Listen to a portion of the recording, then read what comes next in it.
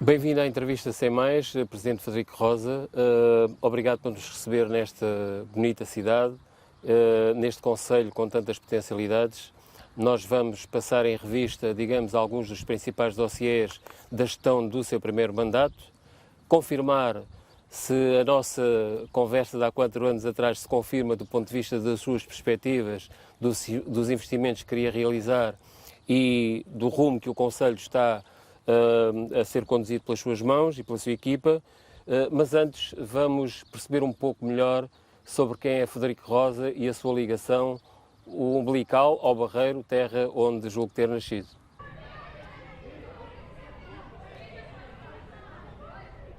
O Presidente Frederico Rosa é barreirense de Gema, aqui nasceu, aqui tem vivido, começou a sua atividade profissional no setor da energia, atualmente é Presidente da Câmara do Barreiro, no seu primeiro mandato.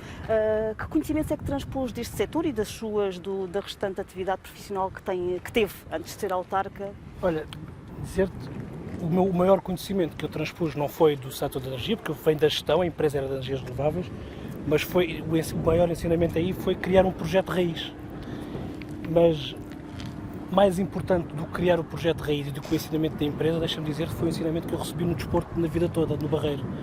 Porque foi gerir pessoas, gerir talento, acreditar no trabalho de equipa e acreditar que com muito trabalho tens sucesso e não ao contrário. E esse é um ensinamento que me vem quase desde o primeiro dia que eu pus o pé no Barreirense, que foi aos 3 anos, para jogar basquete, e depois fui treinador no Barreirense, fui treinador em Santo André, no Fabril, e sempre com a mesma lógica, acreditar, trabalhar, e todos juntos somos muito mais fortes do que a soma das individualidades. E foi isso que eu transportei para o meu primeiro projeto da empresa que eu na altura criei, na área das energias. Eu quase diria que bebi daquilo que o Barreiro me ensinou e apliquei-o no projeto.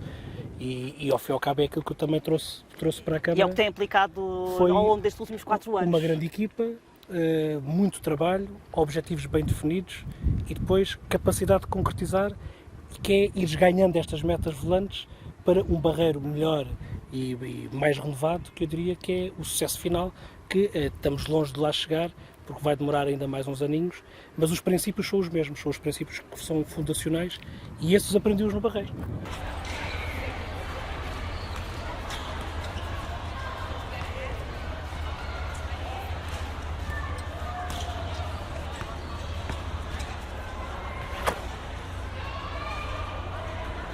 Presidente, disse-me há pouco que foi no basquete que tirou grandes lições, eu suponho, para driblar os adversários, nomeadamente a oposição.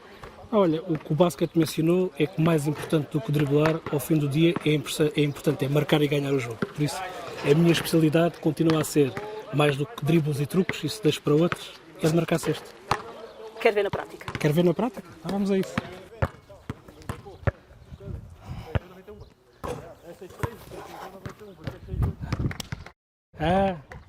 Vai buscar. Sr. Presidente, há 4 anos atrás, no início deste seu primeiro mandato, apresentou-me aos nossos Sem Mais um projeto ambicioso e falava de uma nova centralidade para o Barreiro. Passado quase 4 anos e em fim de ciclo deste primeiro mandato, o que é que nos pode dar em perspectiva sobre aquilo que foi realizado e o que falta realizar? Olha, deixa-me dizer-te que acabo este mandato muito orgulhoso com o compromisso que assumi antes e com aquilo que é o fecho deste ciclo de 4 anos. E às vezes vamos falar sobre o investimento na cidade e parece que nos vamos esquecer que tivemos metade do mandato em pandemia. Eu diria que um dos grandes compromissos que assumi, mas mais do que ter assumido, que eu sentia enquanto barreirense, era a falta de investimento que o Barreiro tinha. E eu disse muitas vezes que o maior déficit que eu encontrei no Barreiro, que eu sentia enquanto barreirense, era um déficit de orgulho local. O Barreiro tem constrangimentos geográficos, porque não é o município que sozinho que os vai conseguir ultrapassar. E muitas vezes falamos na ligação aqui ao Seixal, que está aqui mesmo ao lado, rodoviária, para poder estender os transportes públicos, a ligação ao Montijo, que também dista a menos de 1 quilómetro ali do Lavradio, e criando aqui esta união entre os territórios da margem sul do Tejo, e obviamente a ligação a Lisboa. O Arco Ribeirinho. O Arco Ribeirinho, sim. Eu não gosto de dizer Arco Ribeirinho e gosto de tangibilizá-lo nestes projetos concretos, porque isto é o que vai afetar a vida das pessoas. Mas isto estava-nos aqui, eu diria, um outro propósito. É que o Barreiro não é só isto. O Barreiro pode e deve ser muito mais. Precisava também de se começar a renovar, a rejuvenescer, a requalificar zonas de espaço público. Nós estamos aqui hoje no Polis e bem atrás de nós estamos aqui na parte que já estava construída do Polis e bem aqui atrás de nós está uma zona que teve parada quase 10 anos, onde a Câmara do Barreiro, por exemplo, tinha garantias bancárias em first demand, isto quer dizer que quando fizesse o primeiro pedido recebia o dinheiro e fazia a obra, e que ninguém percebia como é que não estava terminado e as pessoas podiam usufruir em contínuo desta extraordinária ligação com o rio Coina e com a zona do usufruto. E o que é facto é que hoje já está concluído. Se passarmos a seguir para frente à Estação dos Barcos, para a Avenida da Liberdade, o que é facto é que hoje já vemos também a ser requalificada. Se continuarmos mais um bocadinho na direção ao Rio Tejo, aqui pelo Coina, vamos entrar já nesta convergência com a zona ali da Miguel Paes, onde hoje temos, pela primeira vez, condições para os nossos pescadores exercerem a sua atividade e logo a seguir mais uma zona que era um baldio frente a rio recuperado. E isto para te dar um exemplo de proximidade de como, para além de exigir aquilo que é histórico, as ligações e fazer as exigências ao Governo Central, havia muito trabalho cá dentro que era necessário ser feito. E este trabalho de investimento público, o que é que potencia? Vai potenciar a seguir o investimento privado. E o investimento privado é o que vai trazer mais receitas à autarquia. E eu lembro-me das palavras que dizia há 4 anos atrás e olhar hoje como, em tempo de pandemia, naquele que é o ano já que nós já o julgámos ao nível da prestação de contas, que é o ano 2020. O ano que praticamente, de 12 meses, 9 foram em pandemia. E nós temos, no município do Barreiro, mais receitas neste ano do que em 2017, que foi o ano onde o PIB cresceu. Isso significa que há muito investimento privado a chegar ao Barreiro? Significa que há muito investimento privado, mas significa que o investimento público alavancou o investimento privado. E eu gosto de dizer isto com exemplos. É que os terrenos que estão aqui assim também do Polis, bem atrás de nós, depois da autarquia investir e começar a requalificar esta frente de rio, foram logo vendidos a seguir por cerca de 9 milhões de euros, ligeiramente mais de 9 milhões de euros. Isso significa que o Barreiro está mais atrativo do ponto de vista do investimento privado? Isto significa que o Barreiro está mais atrativo porque se requalifica e porque criou mecanismos para as empresas aqui investirem, nomeadamente um regulamento de incentivos ao investimento. E isso não sucedia com o anterior mandato? É isso que quer significar? É uma das críticas que se fazia, mas é uma das críticas que eu diria que foi teve sequência. Ou seja, não basta criticar, é preciso apresentar ideias e depois é preciso concretizar estas ideias, e hoje estão concretizadas. Da sua análise à anterior e da sua eleição, sentia que o Barreiro não tinha uma linha de rumo, uma estratégia para desenvolver o concelho na sua magnitude, digamos assim? Sim, significa que faltava vontade de investir, vontade de resolver, e faltava aquilo que é uma grande capacidade de concretizar. E às vezes nós olhamos para as coisas de forma desconexa, e deixa-me dizer que eu não tenho uma varinha mágica para resolver os problemas todos, e se alguém a tiver, eu sei do meu lugar de bom grado. Mas eu acredito nessa planificação, neste crescimento da atratividade. Porquê? Porque é através do crescimento de receitas que nós vamos ter mais dinheiro para apoiar os bombeiros, é através do crescimento de receitas que vamos conseguir investir nas escolas, investir na cultura. Ou seja, o que é que eu te quero dizer com isto? Que é pela criação de riqueza que há mais capacidade de distribuir para todos. Se houver menos riqueza, há menos para distribuir.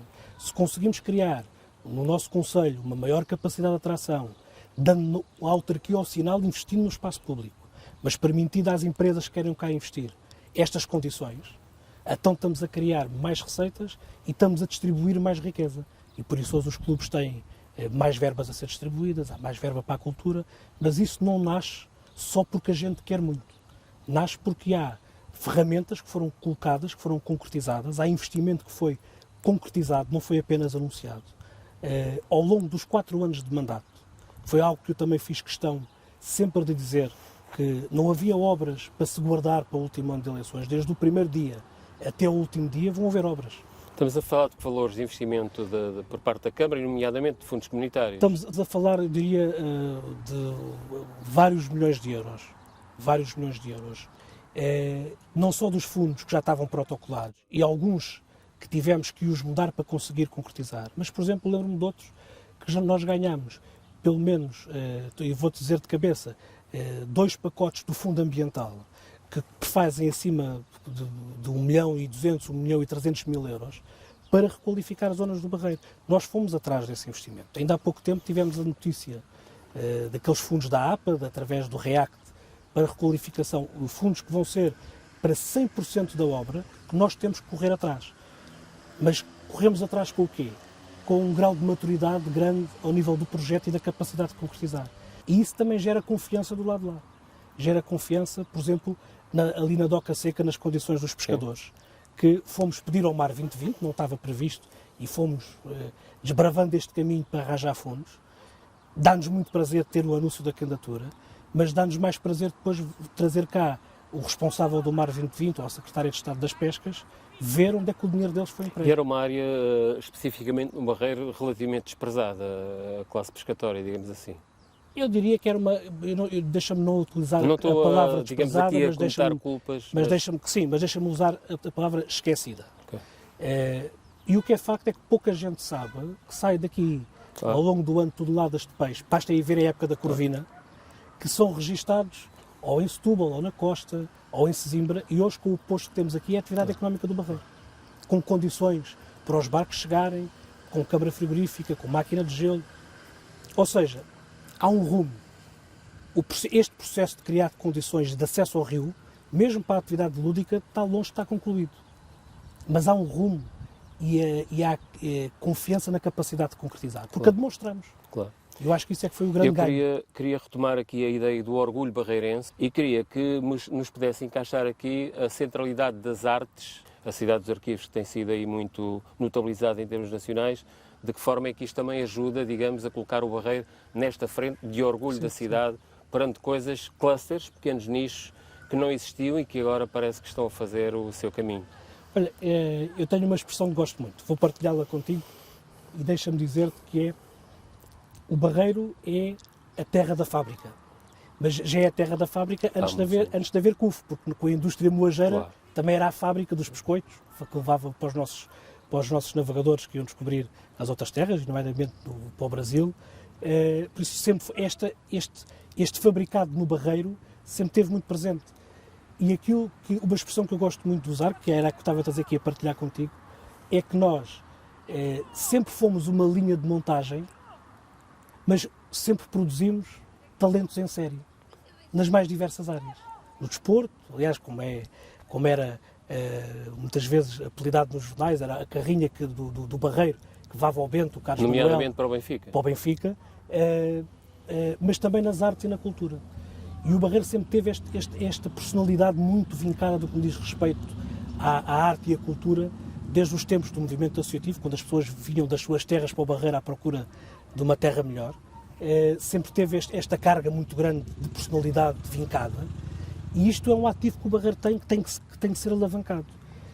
É quando tu passas da perspectiva da cultura apenas alicerçada em subsídios, para uma perspectiva da cultura onde uma parte vai precisar do seu subsídio, claramente, mas há uma parte que tem capacidade e potencial para ser atividade económica, de geração de riqueza, geração de atratividade. Estamos a falar de empreendedorismo, de mérito... De empreendedorismo, do cluster da cultura, da cidade dos arquivos, e há esse potencial.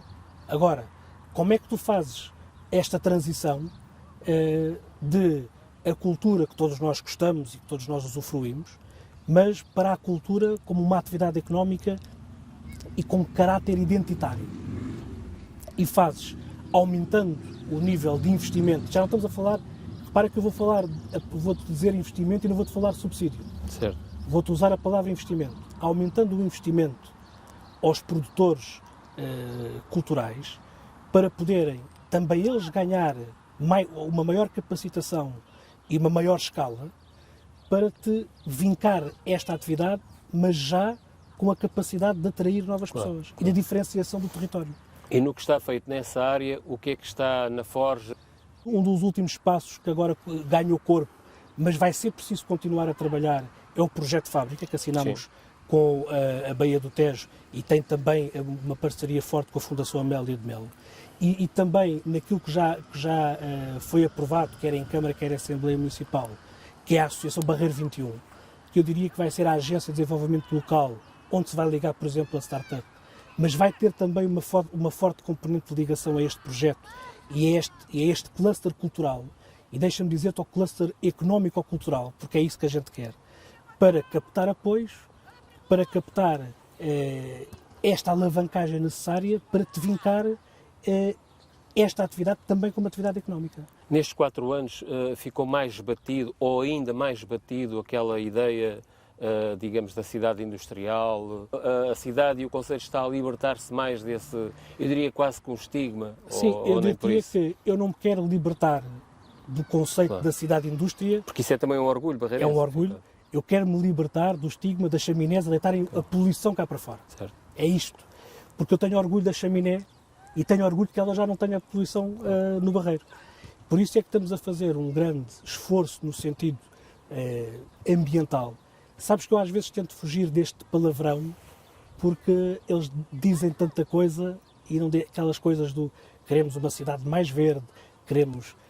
Mas quais são as ações concretas que tu fazes para dares este balanço positivo? E não pode ser só a Câmara, julgo, nesta tarefa. Não pode ser só a Câmara, mas eu acho que aqui a autarquia tinha um papel fundamental de empunhar, diria, esta bandeira e dizer-te este é o caminho. Por isso, esta requalificação de zonas de rio com plantação, nós plantámos cerca de 2.000 árvores em contexto urbano, que é diferente porque tem um fator de combate às ondas de calor, da absorção do monóxido de carbono. Nós, nos fundos ambientais, que estava há pouco a falar, concorremos para esbater as ondas de calor. Nós mudámos mais de 11.000 luminárias e o Barreiro tinha luminárias ainda em vapor de mercúrio. E hoje são todas em LED. Nós tirámos N cruzamentos semaforizados, criando rotundas, para poder evitar uma circulação mais eficiente e menos emissões de gás para a atmosfera. Ou seja, nós delineamos um plano, mas com ações concretas que as concretizamos, para ir batendo esta ideia. Nós, há cerca de 15 dias, tivemos acesso a um relatório internacional de uma consultora que dizia que na Europa há cerca de 120 e tal, 100 e muitos, deixa-me arredondar assim, não tenho a certeza do número, cidades que têm dado um bom balanço a nível ambiental e que estão preparadas para enfrentar estes novos desafios. Penso que era 25 em Portugal e nós somos uma delas. Eu acho que é com estes passos, sem esquecer a mudança completa da nossa frota dos autocarros, que hoje estão a gás natural, e a construção do posto aqui no Barreiro. A frota de autocarros dos transportes coletivos do Barreiro. Nós temos um regulamento, porque projetas o futuro também, que dá incentivos, por exemplo, a quem faça construção de edifícios com coberturas verdes. À data, fomos o primeiro na Península Ibérica a fazê-lo, já numa perspectiva de futuro. Damos incentivos ao nível de taxas. E isto é importante porquê? Porque tu tens que combater este palavrão, que nós queremos todos ter uma atitude ambientalmente mais responsável, mas e depois temos, e o município assumiu como bandeira, concretizar com ações concretas, com políticas concretas, com efeito concreto, para que eu ganhe este efeito reputacional de exigir aos outros, mas eu estou a fazê-lo. Portanto, todavia temos o problema ainda do passivo ambiental da antiga Quimipark. Que acompanhamento é que a Câmara está a fazer deste processo, que não deixa de ser ali é Barreiro. Um problema é Barreiro. grave. Nós temos estado a acompanhar, aliás, este acompanhamento que se tem feito com a Baía do Tejo, com a APA, também com o Ministério do Ambiente, tem fomentado aqui uma relação muito estreita entre estes diversos atores. Está melhor, já agora deixe-me perguntar-lhe, a relação da Câmara com a Baía do Tejo está mais articulada, mais colaborante, Sim, mais ativa? Tem esse sentimento? Desde o início sempre encontramos feedback do lado da Baía do Tejo. Nos projetos que lançámos, nos desafios que lançámos, mas também eu acho que, deixa-me dizer-te, gosto de acreditar que eles também sentem este desígnio de vir atrás desta capacidade concretizadora que eu acho que nós revelamos nestes 4 anos. Mas a relação foi sempre muito franca e muito aberta.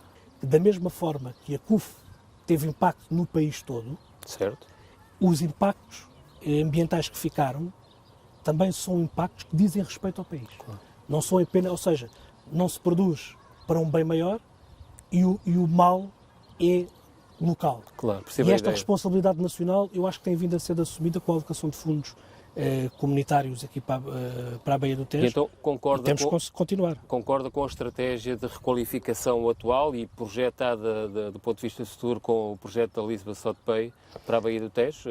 Está de acordo? Está Sim, tudo afinado? Eu vejo o projeto da Lisbon South Bay como um projeto para ganhar escala, para nos podermos posicionar em feiras internacionais. Eu tive, por exemplo, a oportunidade de ir à feira em Cannes, a maior feira mundial do imobiliário, o MIPIM. Esteve nisso também, julgo eu. Sim, faz parte do mesmo pacote, vamos dizer assim. Não houve nos últimos 2 anos por causa da pandemia. Mas é muito importante porque, a nível estratégico, Barreiro, Seixal e Almada, que fazem parte, juntamente com a Baía do Tejo, deste Lisbon South Bay, terem um posicionamento integrado. E o Lisbon South Bay posiciona-nos. Claro. Eu entendo a marca neste contexto. Sim, e até acho que devia ser alargada. Claro. Aliás, até acho que devia ser alargada e recuperado o Arco Ribeirinho.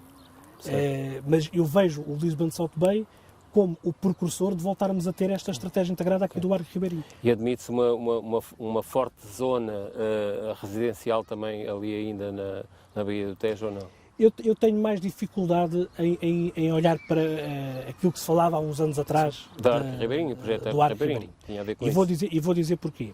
Porque acho que aquela frente de rio, até com o passivo ambiental que se vai ter que ter um caráter, obviamente, de algumas zonas mais industrial, outro de apoio logístico e de serviços, mas também de crescer cidade para aquela zona ao nível de equipamentos. Pois porque a cidade está ligeiramente encurralada. Está encurralada ali. E há um hiato entre o Barreiro Centro e a zona do Lavradio. Eu acho que a cidade tem que crescer para ali assim. E está a crescer. Mas eu vejo mais do que zona residencial ali assim, vejo zonas de fruição também, zonas de emprego, zona de cultura e de equipamentos coletivos. Que eu acho que isso é que é fundamental. Vamos crescer cidade. Talvez um complexo grande, desportivo, com diversas valências. Eu acho que é nesta harmonização que está esta mais-valia. Na vertente esportiva, na vertente empresarial, na vertente cultural.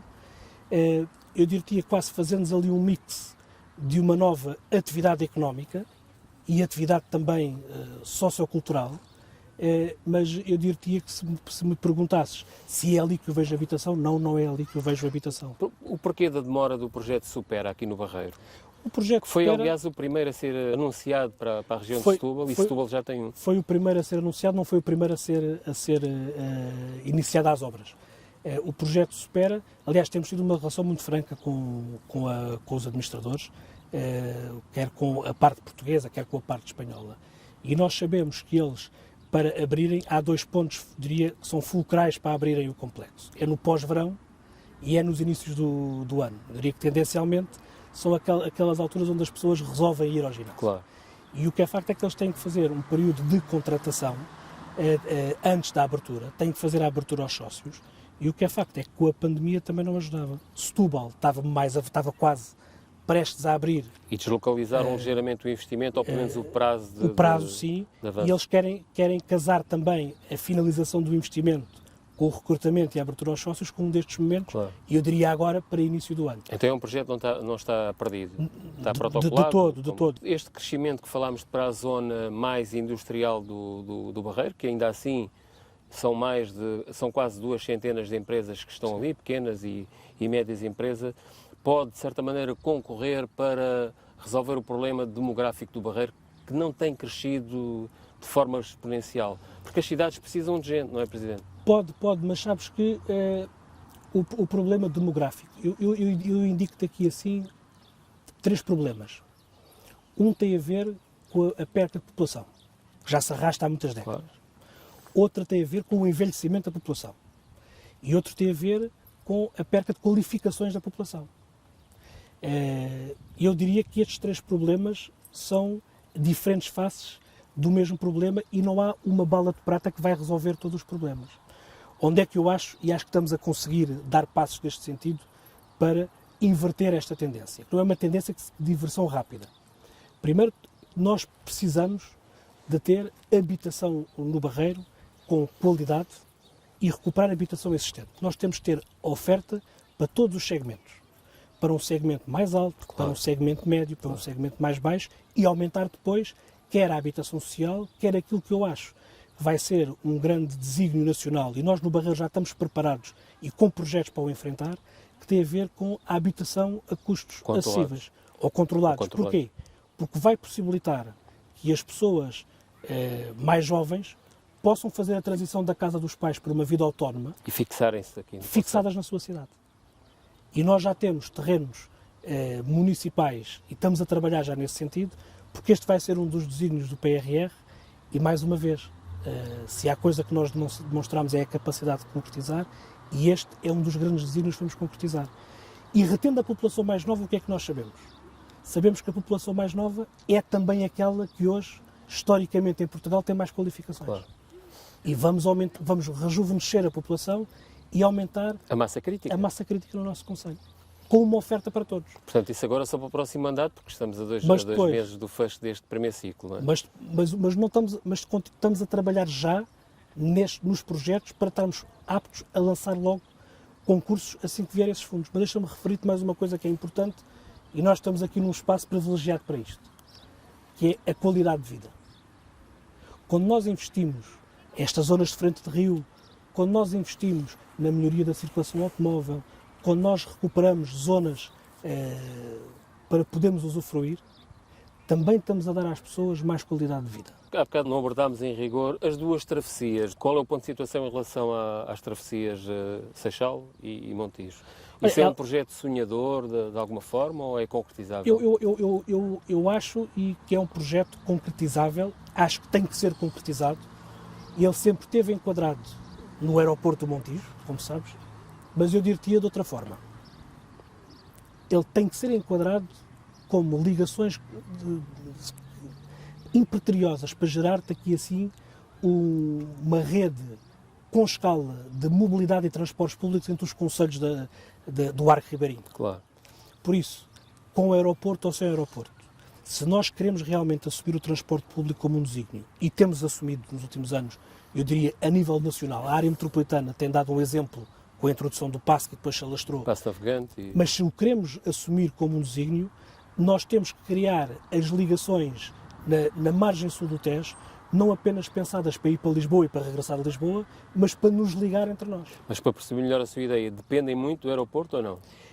Eu acho que não dependem muito do aeroporto. Aliás, eu quero acreditar que não depende em nada. Agora, se me perguntares se o aeroporto vai ser determinante para que elas aconteçam de forma mais célere, não tenho dúvidas. Portanto, pode dar um empurrão. Não tenho dúvidas nenhumas disso. Responda-me a isto, faz favor, relativamente ao aeroporto. Acha que os barreirenses estão a perceber a posição da Câmara do Barreiro relativamente à situação do aeroporto que está em cima da mesa? Acho que sempre foi muito clara. Acho que sempre foi muito clara.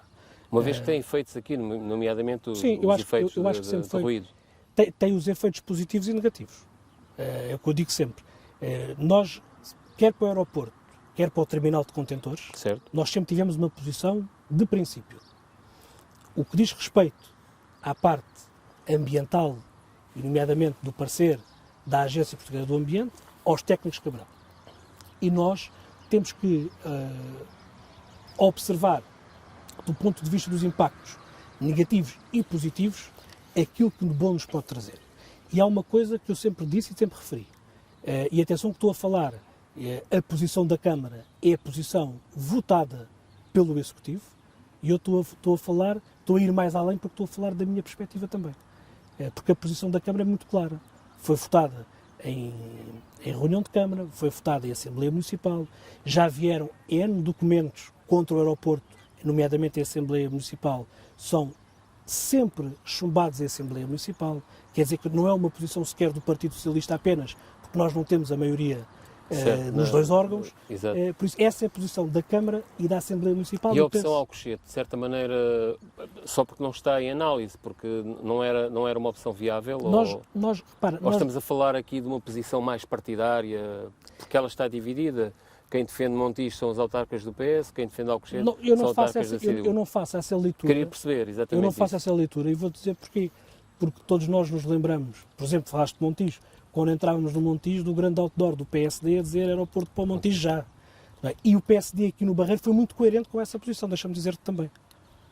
Por isso, há uma divergência. Os autarcas da CDU são contra e todos os outros, nomeadamente com posições em câmaras municipais, PS e PSD são favoráveis. E aqui no Barreiro é isto. Portanto, a ideia é aeroporto ao Montijo é absolutamente o investimento vital, na margem necessário. O investimento aeroportuário para o país e para Lisboa é fundamental. O investimento público na margem sul é fundamental.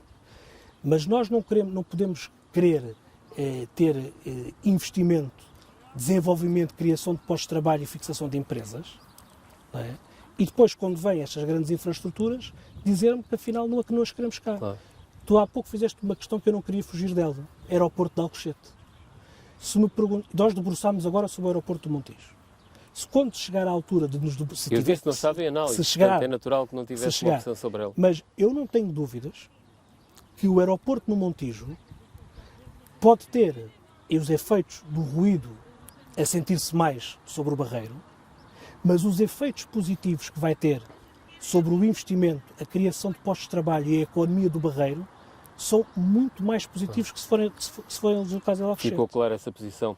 Presidente, estamos a caminhar para o final da entrevista. Queria que nos ajudasse a identificar, no final destes 4 anos de mandato, uma obra ou outra mais emblemática, mas, em contraponto com isso, queria falar da obra eventualmente mais polémica, aquela que tem, digamos, justificado aqui algumas divergências sobre o projeto Brancamp. Sim. Vou começar já pela Brancamp e deixo as outras, porque vou ter dificuldade, desde já, deixa-me dizer, de encontrar uma obra. O projeto da Brancamp, repara, nós tivemos aqui assim, desde que chegámos ao poder, uma coisa engraçada, que é, quando nós fazemos um investimento, temos um grupo que aparece sempre como sendo o grupo apartidário contra qualquer coisa, quer dizer, contra o moinho pequeno, contra a Brancamp, contra o que seja. Nós todos sabemos que não é um movimento apartidário, nós todos percebemos que isto é uma forma de se fazer oposição. Na Brancamp há aqui assim uma posição que para mim sempre foi uma posição de princípio. Um território tão vasto como a Quinta do Brancamp é, junto do rio, não pode, porque a autarquia não tem verbas para investir, mas mesmo que tivesse, eu gosto de frisar isto porque às vezes isto não é uma escapatória, mas mesmo que tivesse, eu quero que aquele território esteja ao serviço dos barreirenses e por isso é um território que vai ser público, é um território aberto, com novos equipamentos, com zonas verdes e com fruição. Mas eu também quero que seja um território que seja vivido. Não quero que seja um território que, quando a noite cai, não tem presença humana. Eu quero um território com vida. E por isso... E essas razões advêm das negociações que a Câmara estabeleceu, digamos. E por isso o próprio Plano Diretor Municipal previa a habitação e nós vemos a habitação com bons olhos. Mas também quer aquele território ao serviço da economia local. E por isso a reabilitação do moinho, a criação de um hotel e a criação de uma zona que potencie também a atividade económica, nomeadamente a recuperação daquela caldeira da Quinta Brancamp. Está convicto que é um projeto verdadeiramente nevrálgico e central para aquela zona importantíssima do Sim, concelho? Quando disseste aquela zona, convenceste-me tu a mim. Não é um projeto fundamental para aquela zona e com capacidade de depois ir contaminando positivamente zonas, eu diria, limítrofes, nomeadamente A zona da Rua Miguel Paes, onde vai ter também a caldeira dos fundos que agora conquistamos junto da APA, e a zona do Barreiro Velho. Porque estas questões e estas opções toma-se com capacidade de investimento. E às vezes as pessoas, deixa-me usar uma expressão, não basta a gente darmos as mãos e desejarmos algo com muita força. É preciso capacidade de investimento para poder resolver problemas. Claro. E isto faz-se aliando o investimento público com o privado. E nós queremos o investimento privado. Não chegou a falar da obra emblemática que consiga, muito sucintamente, porque estamos mesmo sim, a terminar a entrevista. Deixa-me dizer, eu não consigo. Nós não temos, felizmente temos muitas obras. Aliás, antes da pandemia aparecer, já éramos o Executivo pós-25 de Abril com mais obras lançadas. Deixa-me dizer-te isto para teres uma noção da dimensão. Deixa-me referir-te 2 ou 3. Quero-te referir a finalização do Polis, porque ninguém percebia como é que esta frente Rio Maravilhosa estava parada e hoje as pessoas usufruem. Deixa-me referir-te as condições na doca seca para os pescadores. É um projeto pequeno, mas que eu acho que teve o condão de unir uma comunidade que hoje acredita que há um caminho para fazer, há condições e há muito mais para prosseguirmos, nomeadamente garantirmos ao longo deste rio maravilhoso, que é o Coina, acesso ao rio para profissionais e pescadores lúdicos. E deixa-me depois dizer-te que vamos inaugurar agora segunda-feira no Dia da Cidade, e é para te dizer 3 completamente diferentes, que é a requalificação do polidesportivo da Zona 4, com uma data de figuras históricas do desporto do Barreiro, num polidesportivo Francisco do Paço, que teve um papel fundamental na animação de muitos jovens à época e dos encaminhar para o desporto como forma de não irem para outras áreas. E é um projeto, eu diria, tão cirúrgico e tão emblemático que são 3 exemplos diferentes, 3 projetos completamente diferentes, mas 3 projetos que me enchem de orgulho de ser do Barreiro. 2 perguntas para finalizar e muito rapidamente. Falámos aqui de vários investimentos, vários projetos, umas já lançadas, outras já concretizadas e outras em procedimento. Como é que está a saúde financeira do município? Porque tudo isto justifica investimento público, para além dos fundos comunitários. Uma primeira questão e a última para fecharmos. Vai ser confrontado em setembro com a candidatura do seu antecessor, Carlos Humberto. Como é que vê este regresso de um presidente que esteve cerca de 12 anos a gerir o Barreiro e que deixou de certa forma uma herança, certo, boa ou má? Deixa-me dizer-te que a saúde financeira da Câmara está boa e recomenda-se, mas o está boa e recomenda-se, eu gosto sempre de dizer que nós temos boa capacidade financeira, estamos com uma liquidez, aliás tem sido a panagem em todo o mandato, com uma liquidez na Câmara muito forte, mesmo apoiando muito mais todas as atividades. Mas isto quer dizer que temos que manter uma gestão apertada, temos que garantir que as nossas obras têm o efeito também multiplicador para o investimento privado e garantir, acima de tudo, que esta gestão, a capacidade de investimento e a capacidade de gerar receitas, pode levar, e não tenho dúvidas disso, o Barreiro, para este ciclo virtuoso, não pode ter um retrocesso. E com a palavra retrocesso passa a tua questão a seguir. Eu não faço análise sobre porque é que o levo a candidatar, até porque eu hoje conheço uma candidatura de uma pessoa, não conheço a equipa, quer dizer, aquilo que eu vejo na oposição ao longo de 4 anos, e deixa-me não falar da pessoa, mas falar do partido e da oposição, tem sido um ataque pessoal constante e uma política do contra, que eu acho normal, ou seja, quem não tem ideias ataca pessoas, e é isso que vemos no Barreiro. Toda a gente tem o direito de se candidatar, desde que sinta a confiança dos seus, com certeza que sente a confiança dos seus. Acho que faz muito bem, se é essa a sua motivação em poder vir candidatar-se. No dia que tiver ideias para discutir, discutirei. Até hoje, como há este vazio de equipe e de ideias do partido e não da pessoa, claro, que é isso que eu quero sempre frizar, não tenho nada para não me consigo pronunciar sobre mais nada. Agora, sente-se confortável com a candidatura do ex-presidente de Câmara? É-me indiferente. Eu vou dizer porquê. Eu tenho, com a minha equipa muito alargada, desde há 4 anos que começámos neste projeto, a plena convicção de que tudo temos feito para inverter o ciclo que o Barreiro estava votado. E nós vamos chegar ao fim deste ciclo eleitoral de consciência perfeitamente tranquila, e aquilo que nós nos propomos no segundo mandato, eu acho que as pessoas já sabem. É este rumo. É investimento, é capacidade de concretizar, é capacidade de apoiar, é fazer crescer receitas para distribuir riqueza. E isto foi o que fizemos em 4 anos. É legítimo que alguém ache que não deva ser isto e que apresente uma ideia diferente, por isso eu vejo a candidatura da CDU como alguém que não gosta deste rumo e quer voltar ao rumo antigo. Não há melhor personificação no rumo antigo do que o presidente antigo. Por isso acho perfeitamente legítimo e estou perfeitamente confortável com estas duas visões antagónicas. E agora acabará os barreirenses responder. Ficou claro, Sr. Presidente. Muito obrigado. Felicidades por este excelente concelho da nossa região, que tem tanta potencialidade para crescer, e felicidades para pelo menos até ao final deste mandato, e depois logo veremos. Obrigado. A voz será dada aos seus munícipes. Muito obrigado. Obrigado.